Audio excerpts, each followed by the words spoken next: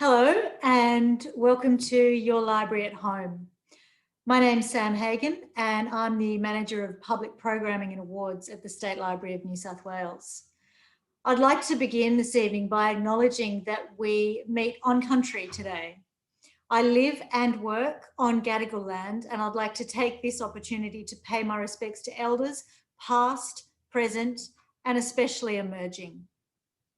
Welcome to you to the latest in our series of author talks. We usually hold author talks at the library on Thursday evenings, and we have a full program with more coming up in the next couple of months.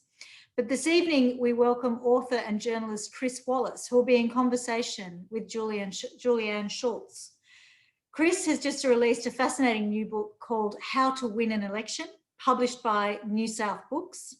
And that book is currently available to buy online or on site at the State Library Bookshop and where other good books are sold. I'm going to see you again at the end of this conversation. I'll be running the Q&A for our guests, but right now I'd like to introduce Julianne Schultz, who'll be chatting with Chris.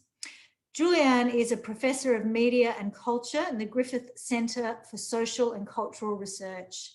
She also chairs the conversation and is the publisher and founding editor of the Griffith Review. Julianne, welcome to the library. Thank you, Sam. It's a great privilege to be here and I'm looking forward very much to this conversation this evening with my friend and colleague, Chris Wallace. I'm speaking to you from Bundjalung country in northern New South Wales, and Chris is in Canberra, but she's not appeared yet. Chris? Are you there? Hello, Chris. It's a Ngunnawal country. Hi. It's a great pleasure and privilege to be able to have this conversation with you. Chris is a good friend and colleague of mine, so I've taken a particular interest in the work that she's done in writing this book. Chris is an associate professor at the 50/50 by 2030 Foundation in the Faculty of Business, Government and Law at the University of Canberra. And before moving into academia, she'd been a long-standing member of the Canberra Press Gallery, where she worked for the Australian Financial Review, the Australian, the ABC and Channel 7. She's also the author of a number of biographies of Germaine Greer, Don Bradman and John Hewson. So her interests range wide, as that list of people she's chosen to study shows. Her next book draws on her doctoral research and looks at the relationship between prime ministers or prime ministerial biographers and their subjects. So as Sam said, we're here to talk tonight about her most recent book, which is published by New South. It's called How to Win an Election, which is a guidebook with a lot of context and background distilled into 10 easy lessons. Chris, in the preamble to the book, you show that Australian elections are generally won by a very narrow margin, a few seats here and there, rarely a landslide. But they're also most frequently won by the conservative side of politics. 18 of the past 24 years in Australia have been dominated by conservative parties, although in recent years this conservatism has actually been quite radical. It's not really a sort of an old style conservatism at all. And the same thing has happened in many other countries that we like to compare ourselves with. You think of Britain, you think of the US and a whole lot of other places as well. So I'm just wondering whether there's a sort of an innate fear of change or something else at play in this conservative hanging on to the electoral process. You put your finger on something there, Julianne, this idea that Australians are innately conservative. I just don't buy it. When you look at the grand sweep of Australian history since Federation, there have been long periods of really, at times, world-beating policy innovation in Australia, led by governments of an unabashedly progressive character, though we're all aware of the historicised flaws in those administrations. But there's nothing intrinsic to Australia or Australians that should dictate very, very long periods of conservative political party domination. I wrote this book partly because I wanted to find out why on earth, for 3/4 of the last quarter century, the LNP has been in power nationally and the Labor Party has had hardly any time on the government benches. It seemed to me very odd. And when I went back over the last half century of elections, I found that about 1 in 3 of those elections, about 1/3 federal elections over the last half century have come down to just a handful of seats dictating who won. And more often than not, that has been the LNP.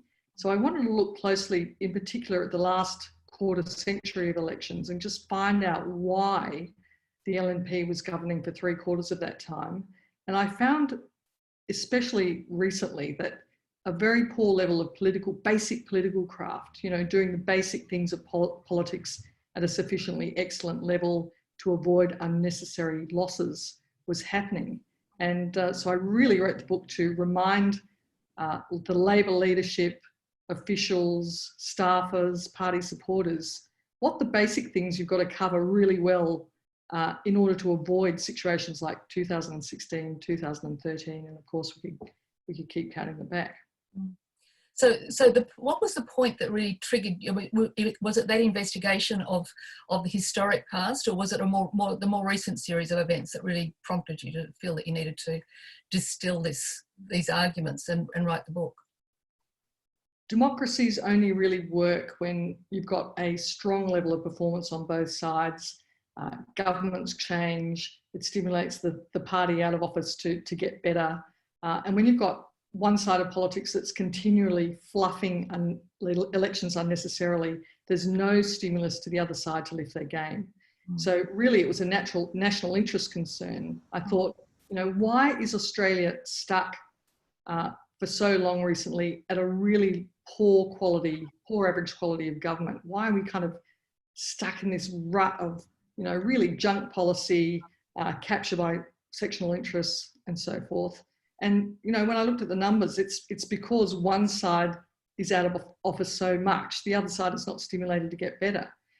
And really, you know, when you look at the 2016 election, much like the 1993 so-called Liberal unlosable election lost by John Hewson, the 2016 election was so definitely considered in the bag for Bill Shorten's Labor Party that Sportsbet actually started paying out on Labor bets to win days before polling day. And this was pretty much because every single news poll between Shorten losing the 2013 election and losing the 2016 election, every single poll, including the last one on polling day, published on polling day, showed Labor in a winning position or at least level with the government. Is it in 2019 or? And 2019, yes. Yeah. So between 2016 and 2019, every single the polls showed Labor level or ahead of the LNP, yet Shorten lost. Why? That was the question I wanted to answer. That was the starting point for your inquiry, in a sense. I mean, let's talk a bit about polls in a minute. But I'm just sort of interested, you know, when you say that the machine isn't very good. But I mean, I thought that the whole argument, and one of the criticisms indeed of politics, is that it has been too professionalised. You know, that you have people, you know, who start off in student politics, who work through, you know, whatever the interest groups are that they go into. They then go into the party room, or they work as an advisor. That it's a professionalised sort of activity. Surely in any other profession, that would mean things get better rather than getting stalled. Why do you think you need this sort of quite basic, in some ways, sort of primer for people in this stage? Well, we assume that people are operating professionally. But, you know, I got Laurie Oakes to read the draft of my book, and, you know, he told me afterwards, he was reading along thinking, wow, this is all really basic political craft. And he had the epiphany that Labor is not doing it. Labor is not actually achieving the necessary level of excellence in basic political craft across a range of areas. But remember, Julianne, Scott Morrison is Prime Minister. He's in the Lodge, living 100 metres from me in Deakin in Canberra, with a majority of just 2 seats.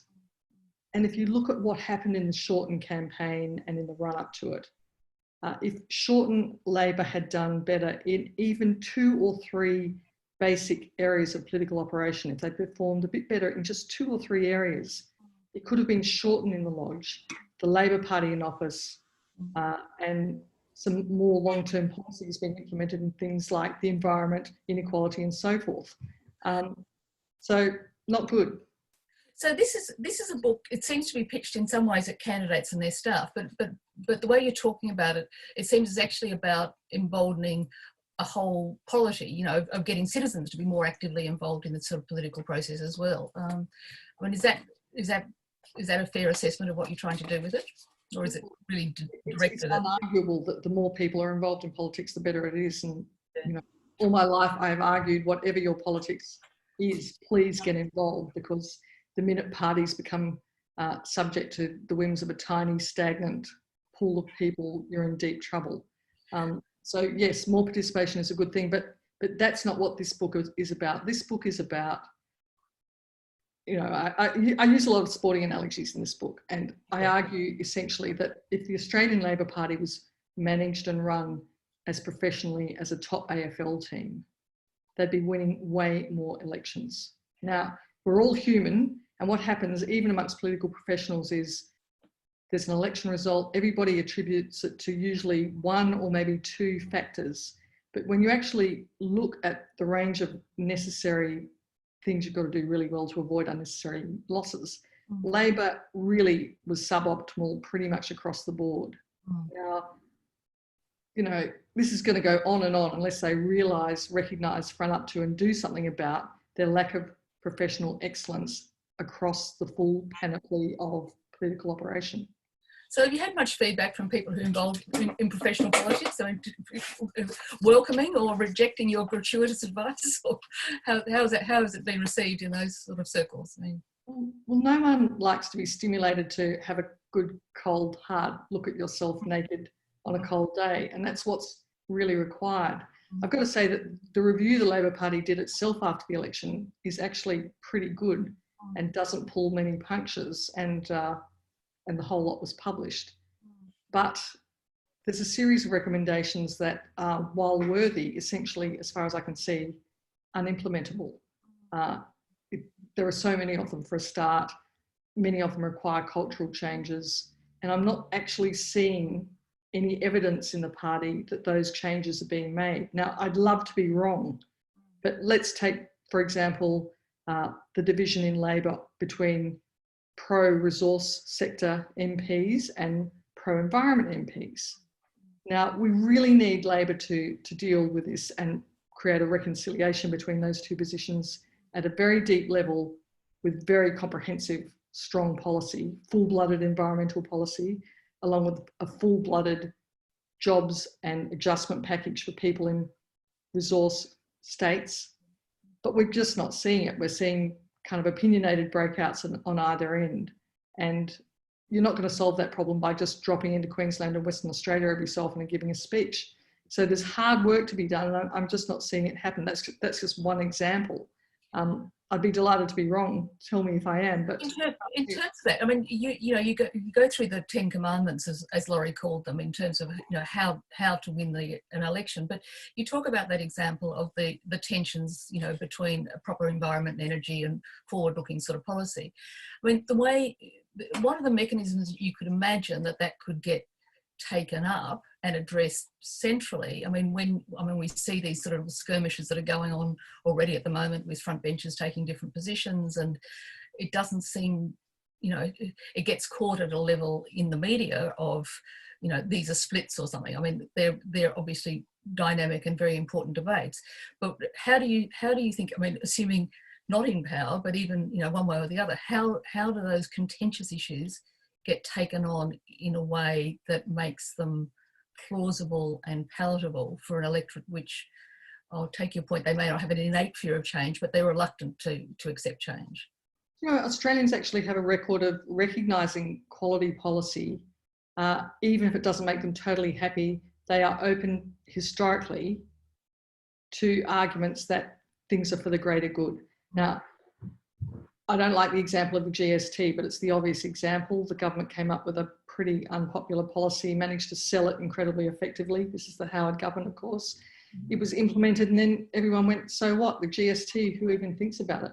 But for the Labor Party, the problem is there's this false binary being set up, just sticking with the resources and environment issue for a moment.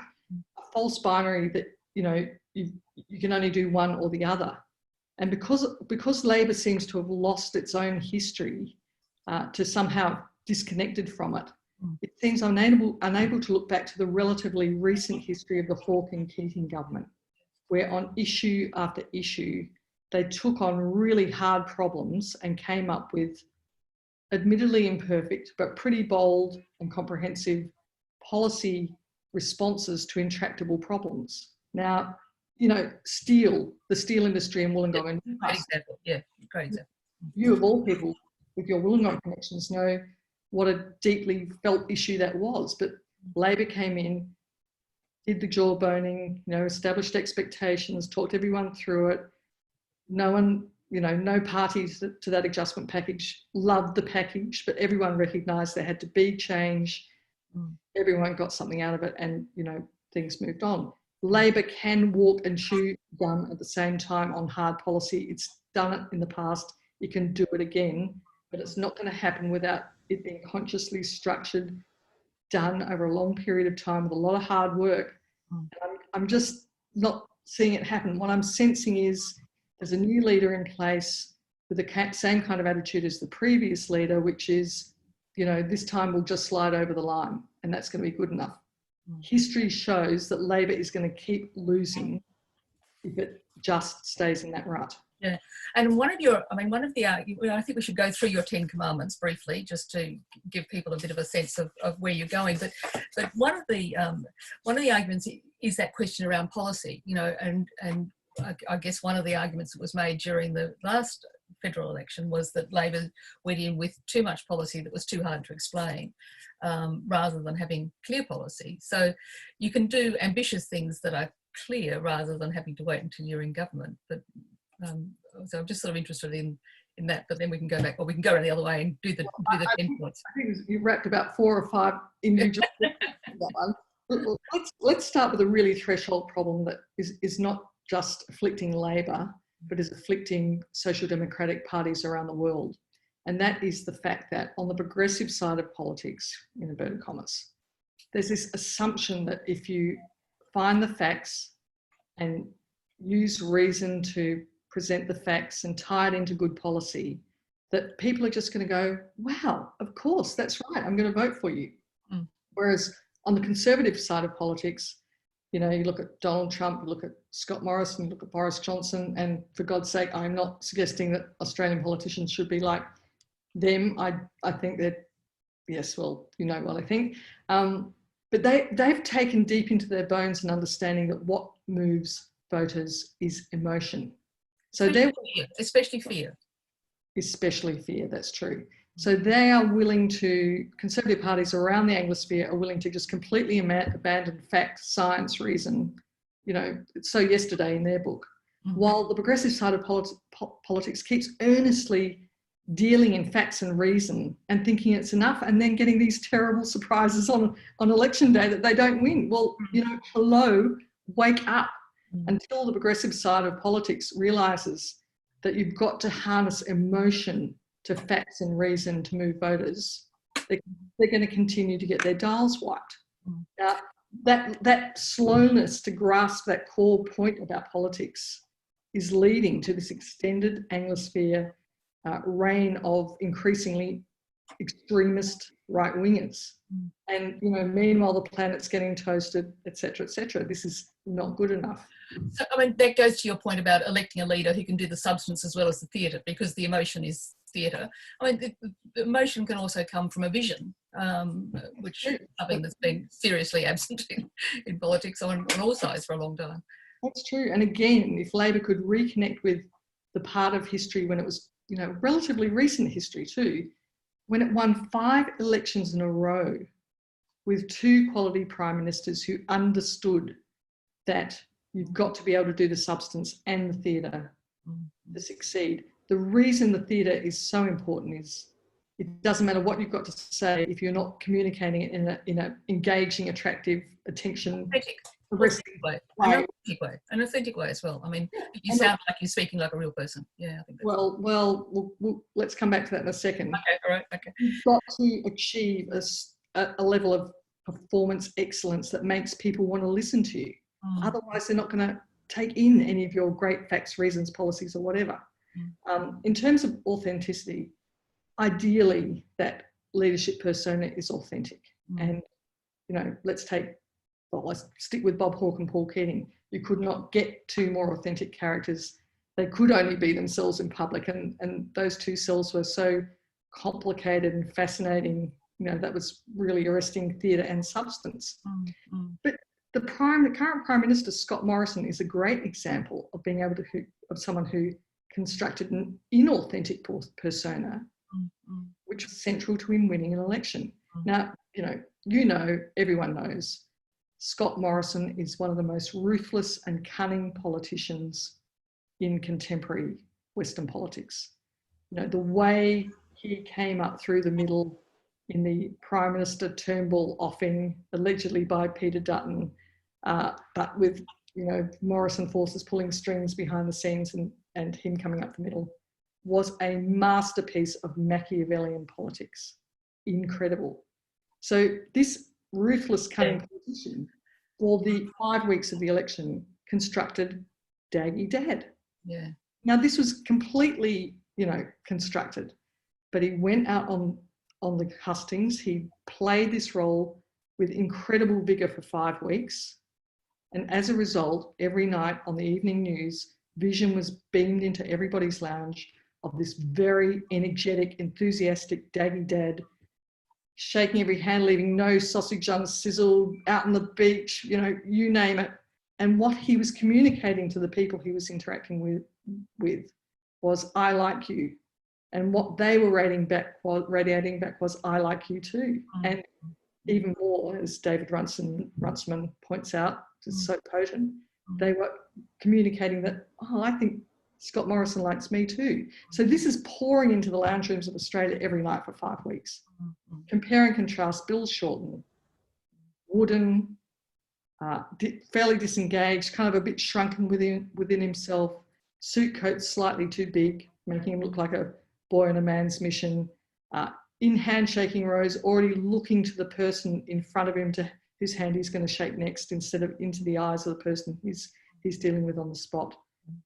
No connections being radiated at all. So that's an example of an inauthentic political persona killing theatrically the other side, and, you know, the rest is history. And in terms of the construction of the Prime Minister's persona, I mean, the counter side of that was clear during the bushfire, you know, the bushfire process, that it didn't continue to work because it had been so crafted. I mean, how we analyse it in future following this period will be interesting to see. Well, yeah, that's absolutely fascinating, because he won the election and then he dropped the persona. He got into horrible trouble during the bushfires because his arrogance and kind of annoyance that people wanted the care and attention of the Prime Minister when he wanted to be on holiday in Hawaii. That kind of truculence came through very clearly, but recently he's learnt to, you know, put the mask on again, and he's reaping considerable political benefits from it. So, yeah, sort of, he's playing the pastor at the moment, I think. Let's go through your other commandments quickly, because I'm going to run out of time and we've got to have time for questions. Commandments, because otherwise, you know, this is why you've got to buy the book.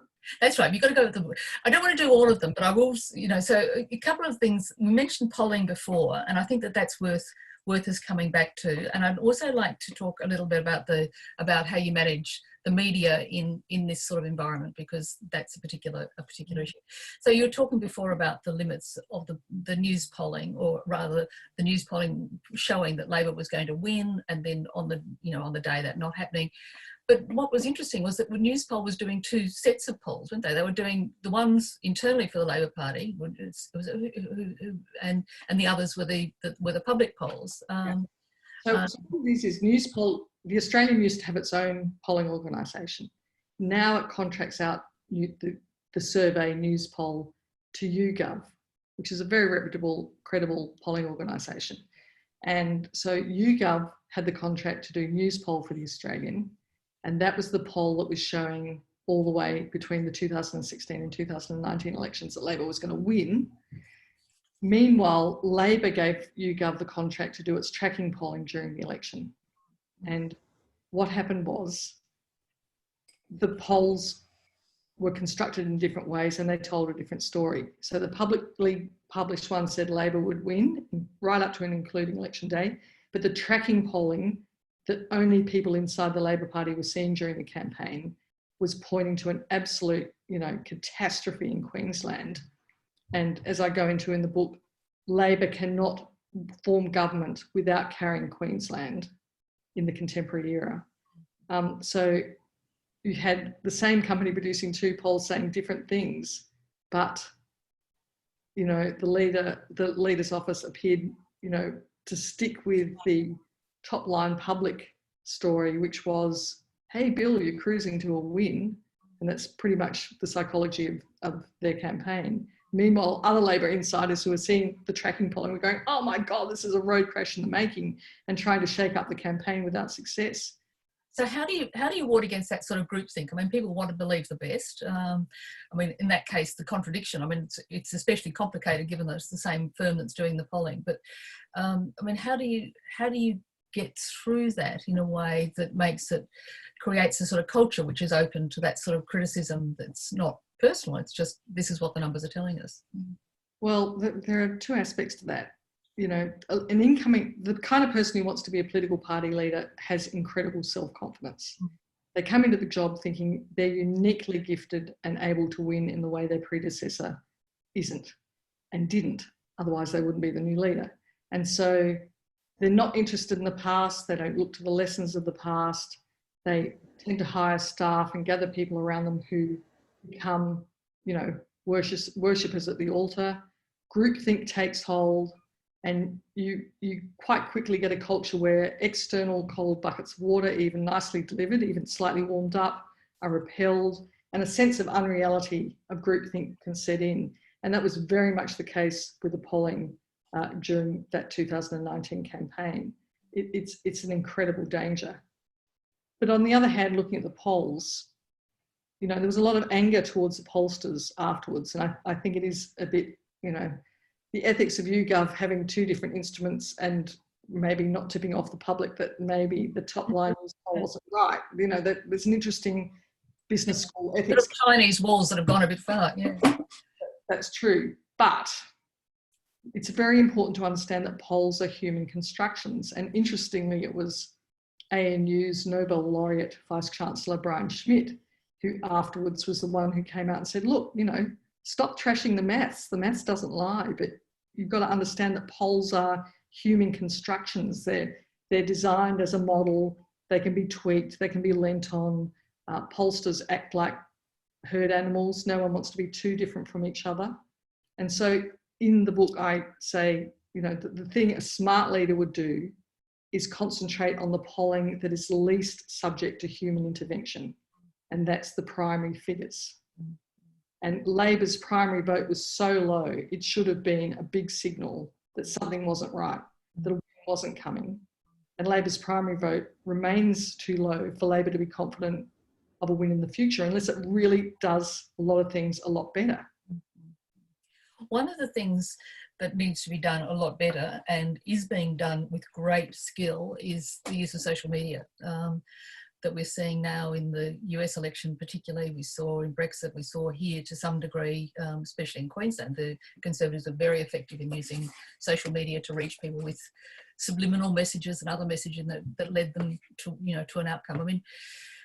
How worried are you about that rise of social media in terms of distorting the electoral process or being such an effective emotion switcher-oner that it actually leaches the truth out, leaches any space for anything that's considered? Yeah, we need a whole hour on that. So I'm not going to take on the substance of that. I'm just going to say this. It is deeply disturbing, again, not just a Labor Party problem. It's also true of UK Labor. It's true of the Democrats in the US. They are so far behind the Conservatives in their understanding of digital media, in their use of social media, that this is a key differentiator between the two sides of politics. Again, as you pointed to in your comment then, harness to the issue of emotion.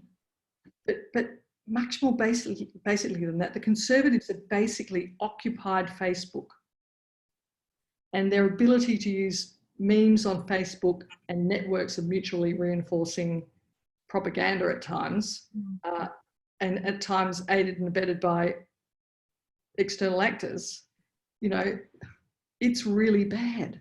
One of the things the Labor Review said was that Labor had rested on its laurels in 2016 when it was perceived to have had a better digital game, but that really no one in the upper echelons of the party understood it. They spent more money on it in 2019, but got less bang for their buck. And that really, you know, Labor has not got to grips with digital media. Now, I suspect it's partly because Conservatives have, you know, they're coming out of a business background. Business people understand how to sell soap powder, so they get on top of these techniques faster.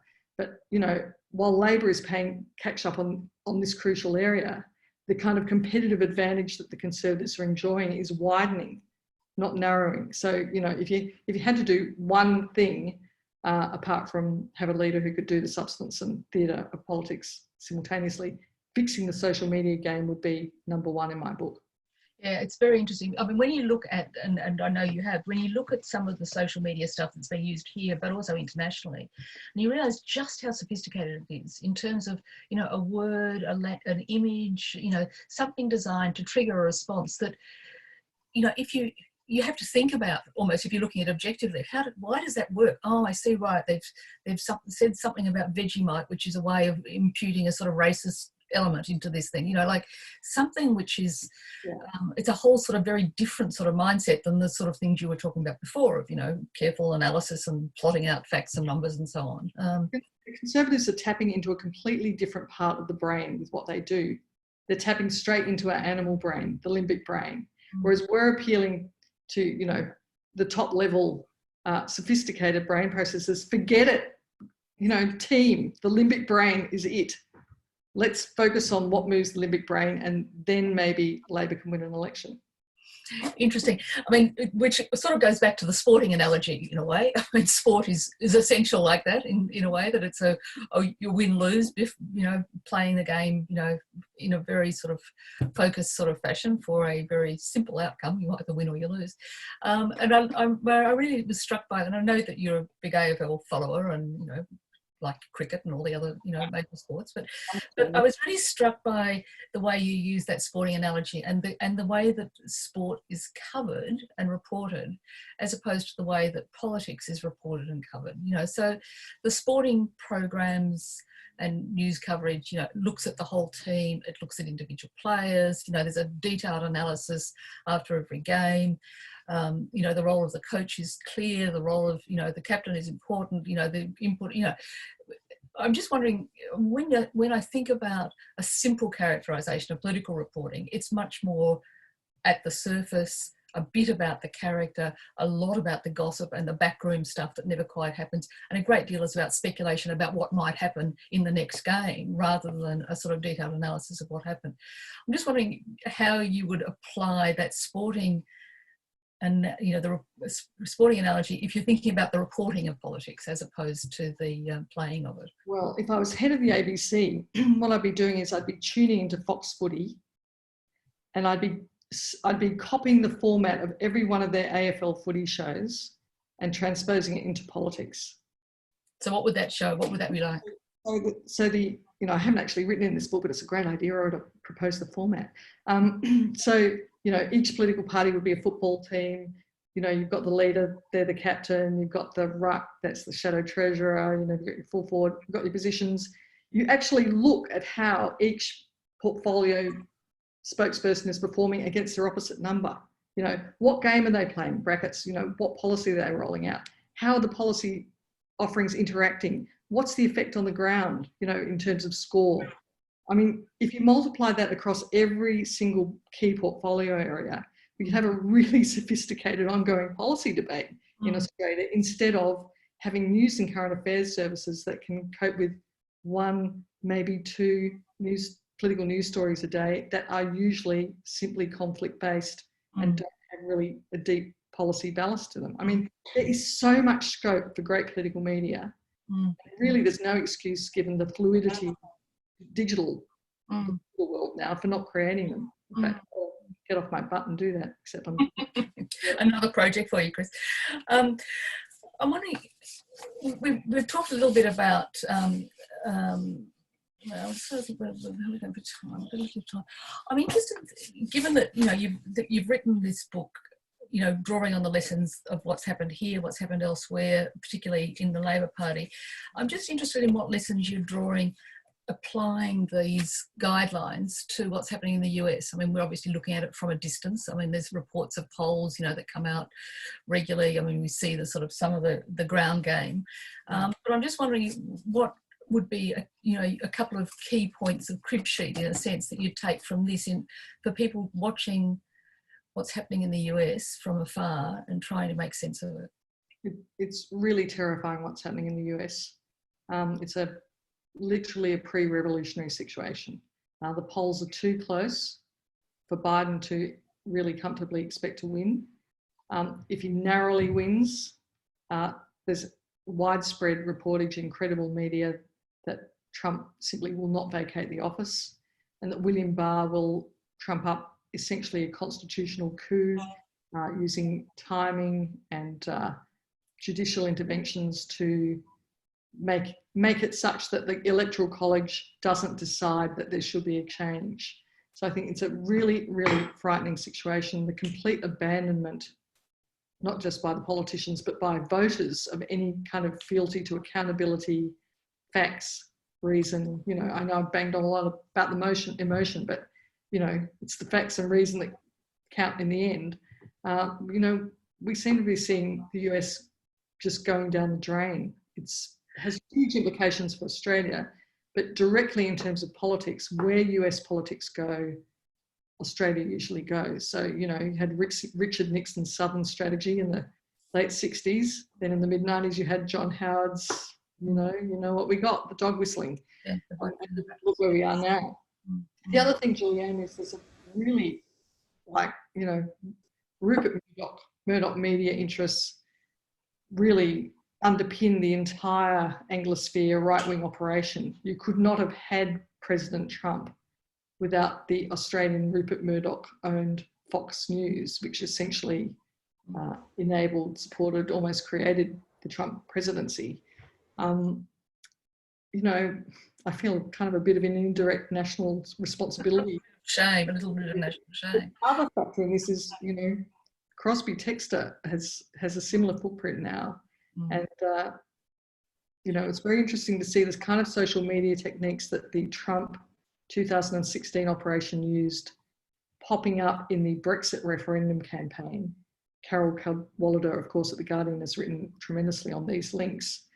And you're beginning to see, some Australian links with that kind of British, blue anarchist Tory Boris Johnson team.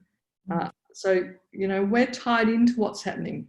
And the UK and the US are well down the track, but we're on the same track in moral form, and it is deeply, deeply concerning. Yeah. So you've been talking a lot about using emotion and the need for political parties to use emotion to engage. But what you're seeing in the US to a great degree, and in the UK to a similar degree, but not to quite the same extent, is almost like the end point of where you go if emotion is all, that you've leached all the rest of the stuff out. I mean, so how do you get that balance between actually having something substantial, but having enough of a connection that people can respond to it? I'm not saying emotion is enough. I'm saying you've got to learn to harness emotion to fact, reason, and good policy in order to win elections, so that you can actually enact good policy, right? Now, again, coming back to the Hawke and Keating governments, they did it. They won 5 elections on the trot, including in some really difficult economic times. God, they were really wild times. Yeah. The 1987 stock market crash, the 1990 recession, winning 5 elections on the trot. Labor did it with their heart and their brains fully engaged, doing exactly that, harnessing emotion to reason, fact, and good policy. They did it again and again and again. They did it then, they can do it again. But why aren't they? So what would a campaign look like now? I mean, you following your rules, what would a campaign like, given that we're facing a world which is, for an Australian situation, we're talking a world which is beset by the COVID pandemic. We're looking at a climate change catastrophe that is looming up over the horizon. We've seen a dramatic rise of inequality. We've seen a sort of diminution of human rights. We've seen a much greater increase of surveillance. I mean, that's just to name a few, few friendly, cheerful things that are out on the horizon.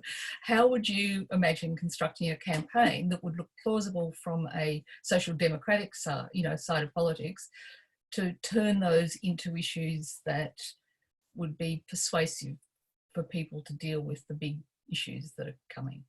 Well, the first thing I'd do is I'd get rid of the, I will slide over the line this time mentality. Mm-hmm.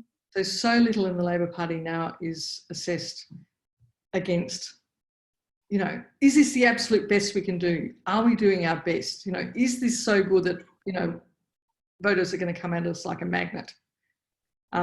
The hit and hope mentality has to end.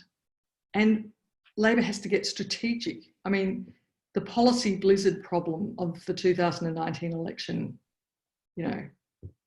what was going on there? Mm. What was going on there? Interestingly, Corbyn Labor made the same error. There were so many policies, many of them great policies. But if you're throwing 5,000 policies at voters in 5 weeks, they're not going to get any of them. It's just going to create, at best, white noise. But the other thing it does is it creates a tremendous opportunity for your opponent to, go, wow, what the hell, everything's going to turn upside down. And then when you throw in a few really complicated policies, franking credits, that enable you, that are so confusing, so difficult to explain, that they really create that, maximum canvas on which to project fear. It's just a disaster. So Labor needs to work out, it needs to develop great policies across the board, but it needs to fit them within a strategic framework of 1 or 2 key ideas that it can communicate clearly to voters. Because once something's so complicated that you've got to start explaining it, it's a loser.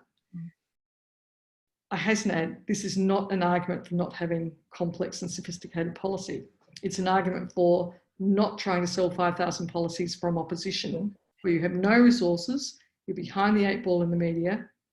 It's an argument for smart strategic politics, enabling to win government, and then from government, with resources of government, tackling the big issues with great policy, structuring expectations, having the national conversations, selling the ideas, getting the policies up. It needn't take that long, but you can only do it from government. You've got to get elected to get anything done. So those 5 big areas: climate, COVID, inequality, human rights, surveillance. I mean, can you imagine constructing policies that address them in a way that is plausible and attractive? Because they're the things that we sort of go around and don't really talk about, directly, because they're actually all very scary. It's really interesting to go back and read Gough Whitlam's 1972 campaign speech. I really recommend it. I think the Whitlam Institute has it up on their website. And it's a terrific document because there's nothing dumbed down in it. They're good, strong ideas, very simply and clearly expressed in a speech that contain, foreign policy statements in relation to China, as well as a commitment to sewering Western Sydney. Again, you don't have to invent how to do it. I don't have to invent how to do it. It's been done many times in the past by Labor. They need to go back, look at what worked, and work out the gap between what worked then and what they're doing now, and fix it. Otherwise, they're going to keep losing. Thank you. Now, Sam, have you got people with questions that we want to go to, or Hi, yeah, I do actually have a few questions here. Thank you both so much. That was fascinating, Chris and Julianne. That was great. I've got a couple of questions here. Someone has asked Chris, what made you decide to focus on Labor rather than another party? So if it had been the other way around and Labor had been governing for 18 of the last 24 years and doing a pretty ordinary job, I'd be doing it in reverse, because, I have my own politics, everybody does, but I think in the national interest, everyone recognises that whoever is in power needs to do the absolute best job they can. And in this situation where Labor keeps unnecessarily fluffing elections, there's no stimulus for the LNP to lift its game. And, you know, look, it's hardly controversial to say LNP governments in recent years nationally have been incredibly tactical, not strategic. They've had populist rather than deep, substantial responses to the big policy issues of the day. They're not wedded to science in the way that they need to be, but they've been very successful at crafty politics. Now, you know, these are really major times we're in. The planet's being toasted. Inequality is just widening. People are rioting in the streets in the US over racial inequality. There are many outstanding issues that need to be tackled. We're not going to do it without much higher standard government. So I actually do say in the book that moderate LNP people are very welcome to the same lessons, because I think in the national interest, it'd be really great if the moderates got involved again in their own parties instead of decamping to the independent crossbench position, where, you know, you effectively have the moderate wing of the Liberal Party now, but without a vote in the party room. So somehow, you know, conservative politics in Australia has got to be dragged back from the extreme position it's in and made more central to people's normal concerns and feelings. I think you've only got to look at recent developments in energy policy to really take that to heart deeply. So that's the reason. Thank you. A kind of bit of, not really a follow on from that, but the next question here is, do you think that Anthony Albanese, or do either of you think that Anthony Albanese has what it takes to enact the process you've been talking about, or some of the processes you've been talking about? I think every leader has it in them to be better.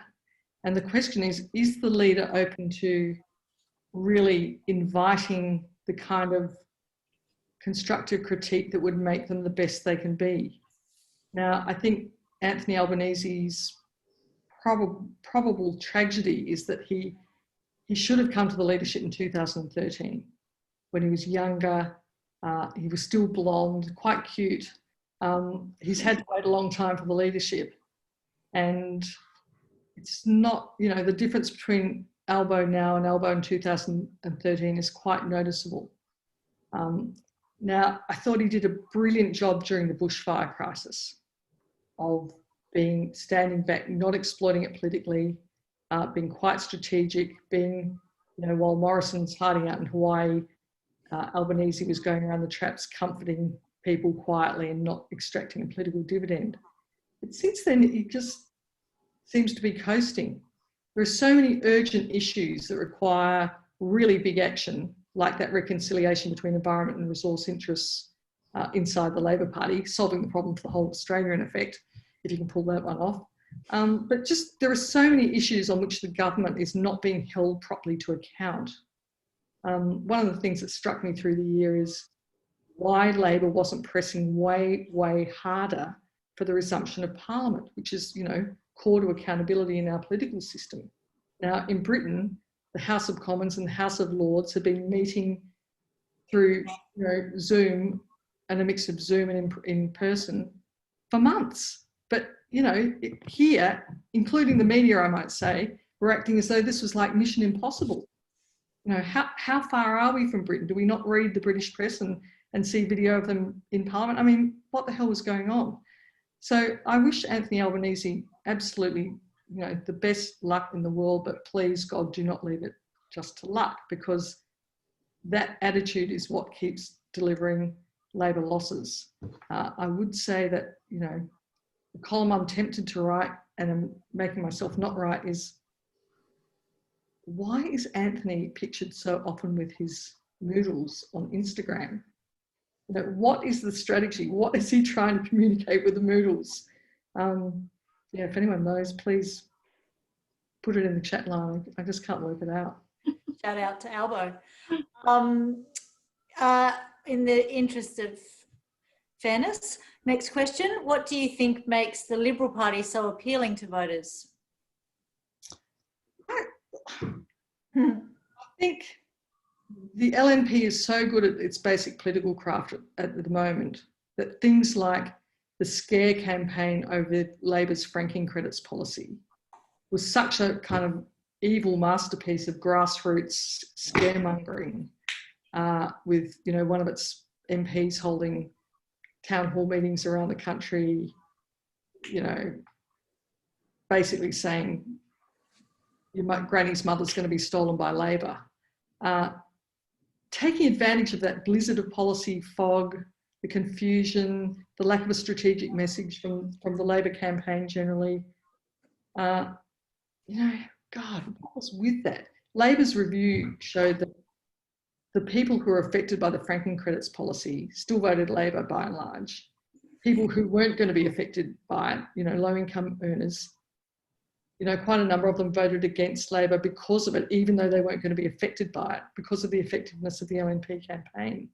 So I'm not sure it's so much that voters are being attracted to the LNP as the LNP has been quite brilliant in turning people voting Labor.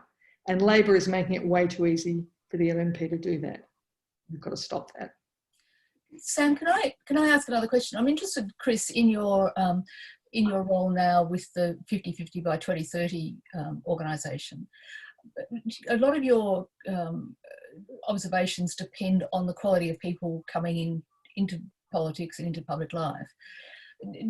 How important do you think it is that there be more women in those, you know, taking those sort of leadership roles, or just being more actively involved?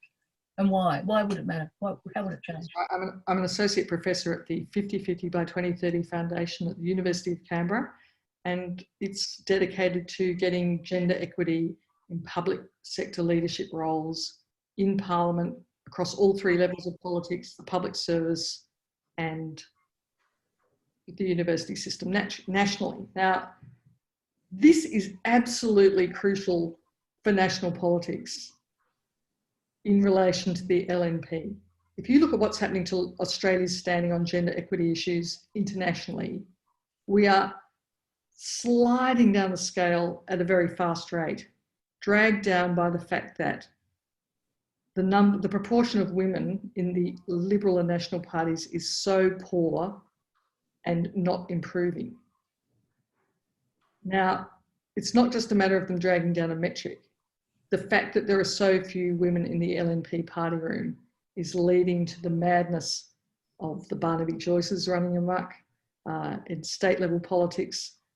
You know, John Barilaro having massive narcissistic breakouts and holding the whole of the Berejiklian government hostage to his kind of hubris. I mean, to get rid of the mad masculinist excesses of conservative politics, you've got to normalise the presence of women in power in their party rooms.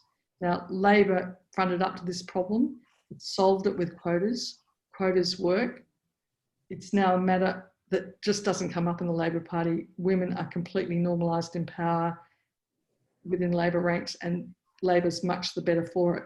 We need that to happen in the LNP to drag it back from the mad excesses we're seeing that are constraining the quality of government they're delivering.